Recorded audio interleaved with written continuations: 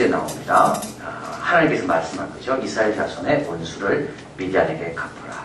3절에 모세가 백성에게 가르쳐 너희 중에 사람을 택하여 싸움에 나갈 준비시키고 미디안을 치러 보내어 여호와의 원수를 미디안에 갚으라. 자, 이게 굉장히 중요한 말입니다. 이게 언제 이야기죠? 저 앞에 보면 몇 장이냐면 몇 장이죠? 25장 이야기입니다. 25장에 미디안 사람과 이스라엘 사람이 서로 음행하는 것을 하나님께서 진노하셔서 24,000명을 죽이는 그 내용이 나옵니다. 그리고 나서 이제 두 번째 인구조사가 되고요. 그리고 슬로바스의 딸들이 땅의 문제 가지고 이야기를 하고 여호수아를 후계자로 세우고 그리고 여러 가지 이제 제사에 대한 것들 다시 모세를 통해 하나님 말씀하신 겁니다. 그리고 나서 이제 하나님께서 모세 죽기 전에 모세가 해야 될 일이 하나 있는데 그건 뭐냐면 미디안의 원수를 갚으라는 겁니다. 이건 뭐냐면 미디안에서 하나님의 명예가 침출될 겁니다. 하나님의 백성들이 저거밖에 안 되는가. 그래서 정말 하나님은 발락입니까? 발람입니까? 선지자가. 발람이죠. 발람이 이스라엘 저주 못하도록 그렇게 막아주시고 나귀를 통하여 막아주시는데도 불구하고 이스라엘 백성은 뭐 했다고 정리돼서요? 예, 간음을 하고 있는 겁니다. 지금. 음행을 저지르고 있는 겁니다.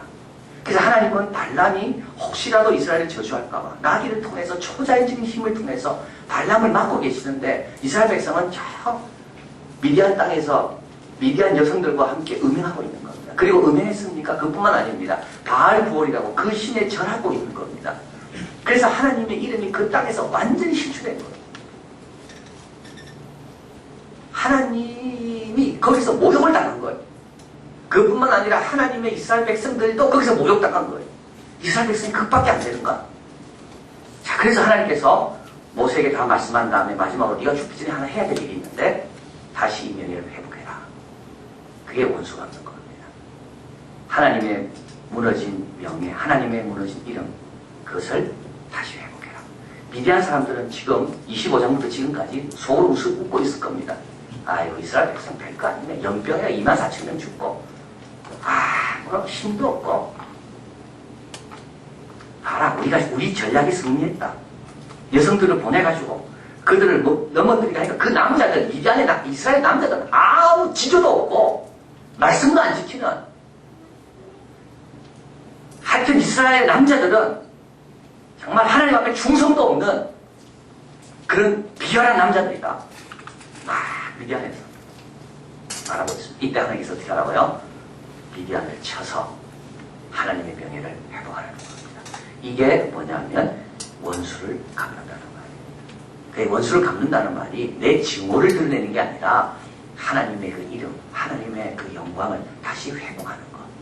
그게 여기서 말하는 원수를 갚는다는 겁니다. 자, 그래서 오늘 4절에 보니까 이스라엘 모든 지파에 대해 각 지파에서 1,000인씩 싸움에 보낼 자를 보냅니다. 여러분 이것도 굉장히 중요한 거죠. 모든 지파가 몇 명씩? 1,000명씩 싸우러 나온 겁니다. 이게 벌써 하나님의 명예가 드러나는 겁니다. 만약에 한 지파 빠졌다 해보세요. 또 비웃음거리 되는 겁니다. 자, 그러니까 우리는 뭘 일할 때 보면 내 자신만 생각할 때가 너무 많이 있습니다.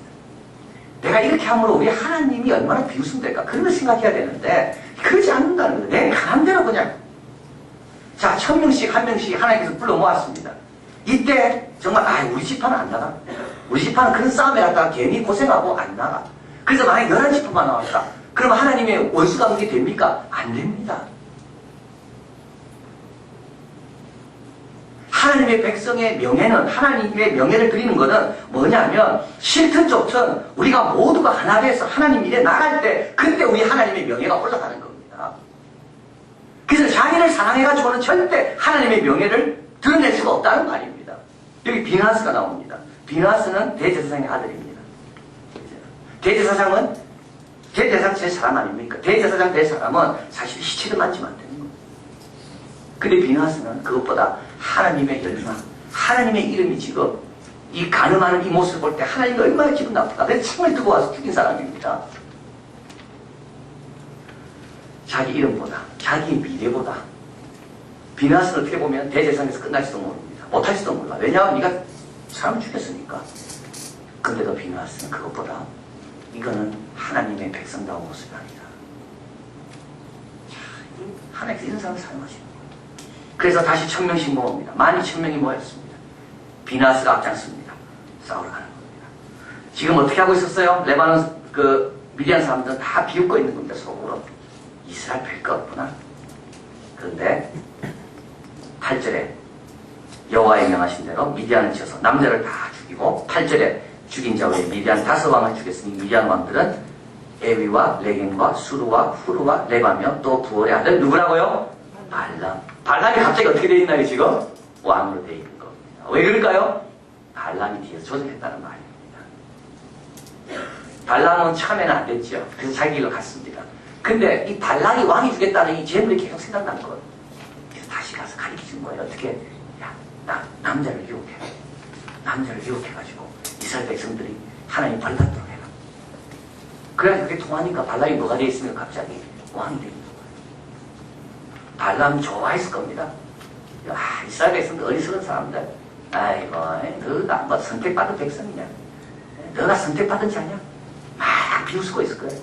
이때 갑자기 1200명이 비누하스와 함께 가서 5명의 왕을 죽이고 미디안 사람을 싹 쓸어버려요. 자, 그래서 우리 하나님의 백성들은 이런 자존심이 좀 있어야 됩니다. 이런 좀 자존심이 좀 있어야 되는 거예요. 어제까지 내가 실패했다 할지라도 나를 비웃는 사탄에 대해서 오늘부터 나는 더 열심히 주님을 위해서 나간다. 나는 그에 개의치 않고 나는 어제보다 내가 그전보다 내가 더 열심히 충성할 거다. 이럴 때 어떻게 됩니까? 비웃다가 사탄이 한 방 당하는 거예요. 그래서 9절에 이스라엘 자손이 미디안의 부녀들과 아이들을 사로잡고 가축과 양떼와 재물을 다 탈취해가지고 오는 겁니다. 13절에 같이 읽을까요? 모세와 제사장 엘르아살과 회중의 족장들이 다 진 밖에 나가서 죄를 염려합니다. 왜냐하면 집에 들어오면 안 됩니다. 사람을 피를 흘렸기 때문에 집에 들어오기 전에 7일 동안 성결케 해야 됩니다. 그래서 모세가 대신 나가는 겁니다. 14절 모세가 군대 장관들과 곧싸움에서 돌아온 천부장들과 백부장들에 노합니다. 15절에 모세가 그들에게 이르되 너희가 여자들은 다 살려두었느냐. 16절에 보라 이들이 발람의 꾀를 쫓아 이스라엘 자손으로 부월의 사건에 여호와 앞에 범죄케 하여. 발람이 깼다라고 나와 있죠. 발람이 깬 겁니다. 근데 발람은 좋아하고 있는 겁니다. 자기가 성공했다고. 그러나 하나님의 말씀을 듣고 백성이 다시 일어나니까 발람이 또 죽는 거죠. 그리고 그 여성들도 발람의 꾀를 쫓아 여호와 앞에 범죄한 회중. 그래서 회중의 연병이 일어나게 한 이 여성들을 살려만 된다. 그래서 다 죽이고 남자아이도 다 죽입니다. 왜냐하면 남자아이들이 또 혹시 결혼해서 미디안 사람을 또 낳아주고 그러니까. 그리고 어린 여자들만 남겨두게 됩니다. 자, 19절 다시 읽을까요? 너희는 7일 동안 진 밖에 주둔하라. 무릇 살인자나 죽임을 당한 시체를 만진 자나 제3일과 제7일에 몸을 깨끗이 하고 너희 포도로 깨끗이 할 것이요. 20절 읽을까요? 무릇 의복과 무릇 가죽으로 만든 것과 무릇 염소털로 만든 것과 무릇 나무로 만든 것을 다 깨끗이 할 거니라. 자, 그 다음에 어떻게 됩니까? 21절 같이 있습니다. 제사장 엘르아살이 싸움에 나갔던 군인들에게 이르되 너희는 이제 여호와께서 모세에게 명하신 법률이니라. 22절에 보면 금, 은, 철, 동, 납 등을 다 합니다. 23절 한 번 더 읽을까요? 무릇 불에 견딜 만한 물건은 불을 지나가게 하라. 그리하면 깨끗하려니와 오히려 정결케 하는 물로 그것을 깨끗게 할 것이요 무릇 불에 견디지 못할 것은 물을 지나가게 할 것이니라.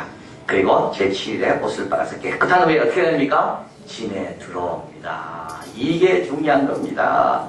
7일 동안 깨끗하게 자신을 성결케 하고 자신이 전쟁에서 싸워가지고 갖고 온 철, 금, 은 모든 것도 다 물 또는 불로 깨끗하게 한 다음에 진에 들어옵니다. 그러니까 어떤 역사가 일어나는가 하면 25절에 일어납니다. 모세가 여호와께서 모세에게 이르되 너희는 제사장 엘르아살과 회중의 족장들과 더불어 이 탈취한 짐승과 사람을 계수하고 어떻게 하라고 하냐면요. 그 얻은 물건을 딱 반으로 나누라는 겁니다.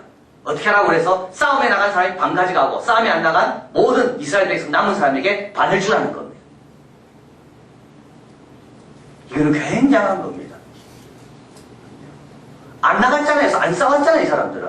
근데 어떻게 하라고? 반을 딱 나눠가지고 싸움에 나간 사람들 반 가지고 나머지 반은 누구한테 주라고? 남아있는, 진에 남아있는 사람들 주라는 거예요. 이게 하나님의 명예를 또 회복하는 길이에요. 싸우고 나와서 욕심채리고 아이고 우리는 못하겠어. 이러면 하나님의 명예는 또 떨어지는 거예요. 자, 이게 어려운 겁니다. 그래서 싸우러 갈 때는 열심히 싸웠습니다. 다 싸우고 난 다음에 이 영광을 어떻게 할 거냐? 영광을 모든 백성에게 골고루 나눠 가실 때 우리 하나님 영광 받으시는 거예요.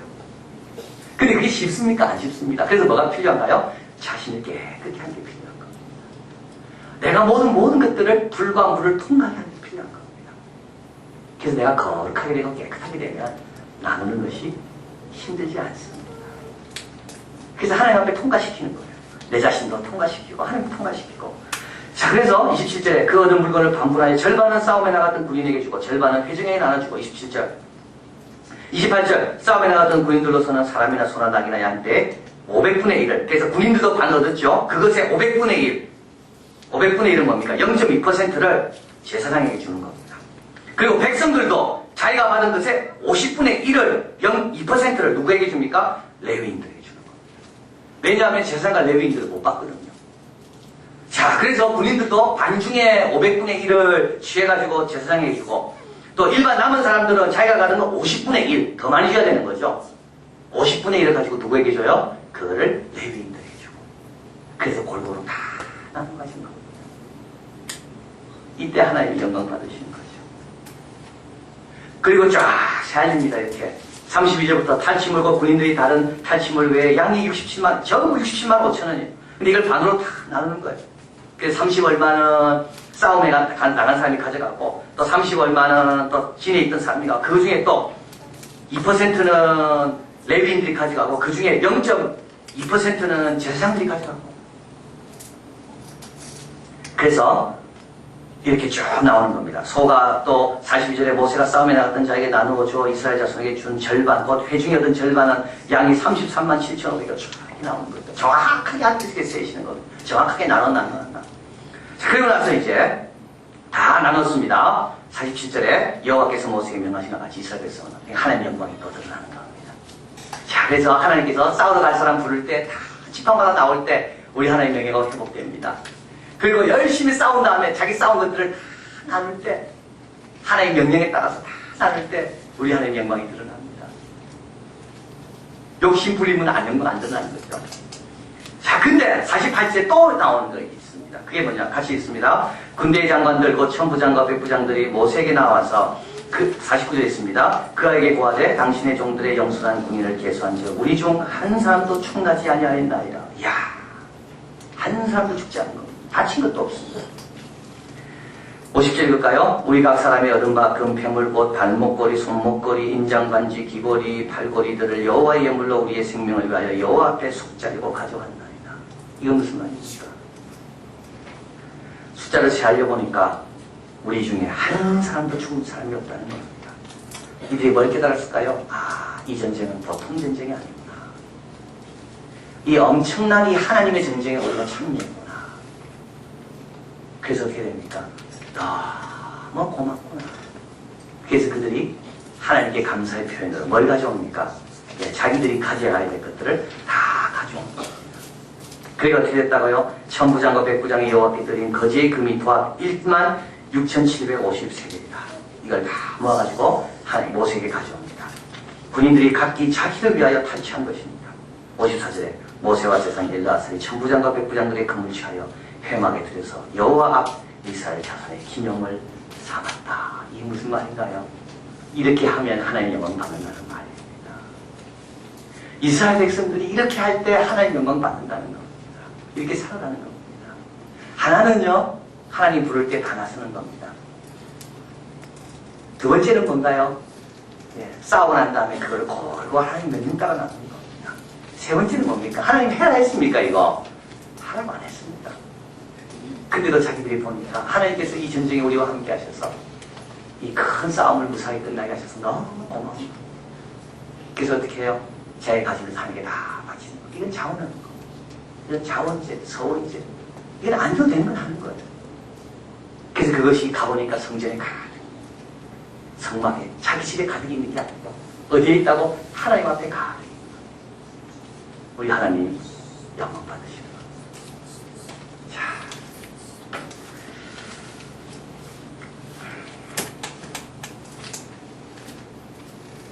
그 미래는 핀란드에 있다. 제가 구역장 모임에서 말씀드렸는데요. 이 책에 보니까 핀란드는 앞으로 핀란드처럼 돼야 되고, 앞으로 미래는 어느 나라에 있냐? 핀란드에 있다는 겁니다. 이 책의 제목은요. 이게 이코노미스트에서 한 기자가 핀란드를 쭉 조사한 다음에, 아, 미래의 모습은 핀란드구나. 미래가 있는 나라가 되려면 핀란드처럼 돼야 되는구나. 그래서 미래는 핀란드에 있다는 제목을 적었는데, 자, 이분은 그 핀란드 연구원 학자인데 이 책을 적으면서 자기는 이 제목을 그 이코노미스트의 잡지에서 가져온 겁니다. 그래서 미래는 핀란드에 있다. 그 몇 가지 근거들이 있는데요. 핀란드는 교육 부분의 선두이고 기초학력에 비하면 한국뿐이랍니다.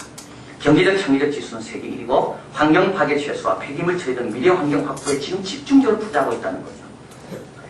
대비하고 있습니다. 노키아 세계적인 핸드폰 만드는 회사인데 연구개발 인력만 해도 연구원만 해도 18,600명에 이른다는 겁니다. 그런데 이 나라가 미래가 있는 이유는 도덕적인 면에도 저력이 높다는 거죠. 왜냐하면 반부패 지수가 세계에서 제일 높고 유럽연합 회원국 중에 부채 상환 기간이 제일 짧고 핀란드인들은 겸양하고 솔직함을 가장 높게 평가하고 과장된 표현과 사교적인 잡담을 꺼리고 자신의 일을 묵묵히 진지하게 처리하는 쪽을 선호하는 사람들이 핀란드 사람이기 때문에 그래서 핀란드 사람들이 갖고 있는 10가지 가치가 있는데요. 첫 번째 가치는 뭐냐면 외부와 분리감을 느끼며 자기들끼리 뭉친다. 강한 국민적 의식이 강하다는 겁니다. 그래서 우리 국민이 소중하다. 우리가 뭉쳐야 된다는 이 당립의식이 강하다는 겁니다. 우리가 좀 대조가 많이 되죠. 두 번째는 이 시수라는 이 핀란드 말 용어인데 이 시수라는 게 핀란드 사람들이 있다는 거예요. 이거는 뭐냐면 불굴의 정신, 성실함, 어려움과 고난을 견디는 끈기, 근성을 말하는 거예요. 그래서 2차 대전에 자기들이 졌지만 부채를 많이 입었지만 이들은 그거를 다른 독일보다 훨씬 더 빨리 갚아버린다. 우리는 빚 지고 못 산다. 우리 국민성은 남에게 빚을 지고 남에게 줘야 될 걸 지고 사는 그런 국민이 아니다. 근성이 있는 거예요. 다 갚아버려요.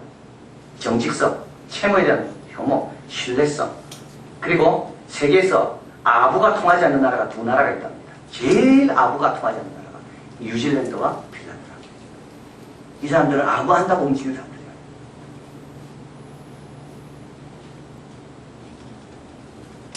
과묵함.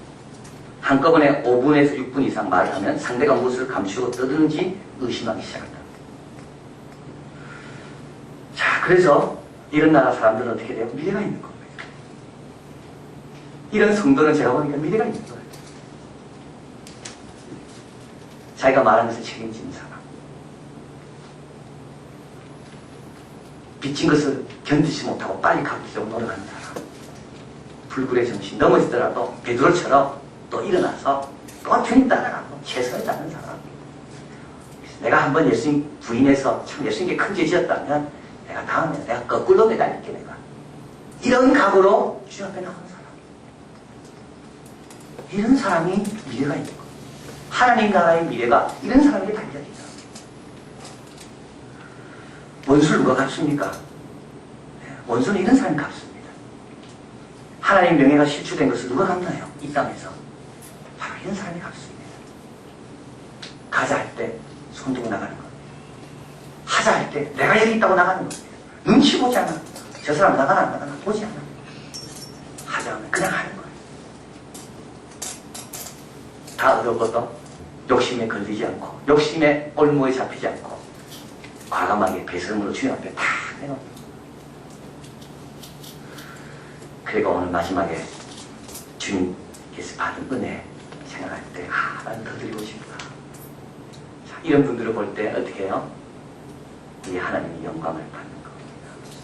자, 그래서 7일간의 성결의식이 필요합니다. 왜냐하면 우리는 자꾸 더러워지니까 그렇습니다.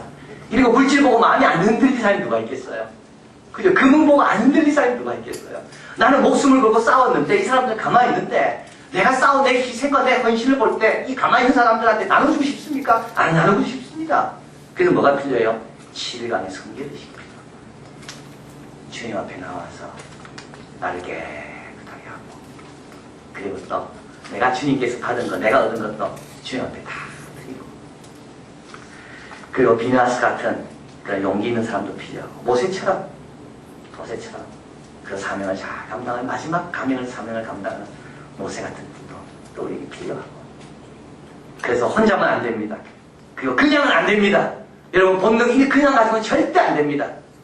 이거 가지고는 절대 안 됩니다. 어떻게 됩니까? 주님 앞에 성결하게 나와요. 주님 앞에 겸손하게. 겸손하게. 오늘 주님 말씀 새벽에 말씀하셨잖아요. 우리를 낮추는 걸 왜 낮춘다고요? 우리의 마음을 좀 알아봐고 네가 낮추는 걸 견딜 수 있는지 없는지. 그죠? 못 견딥니다 우리가.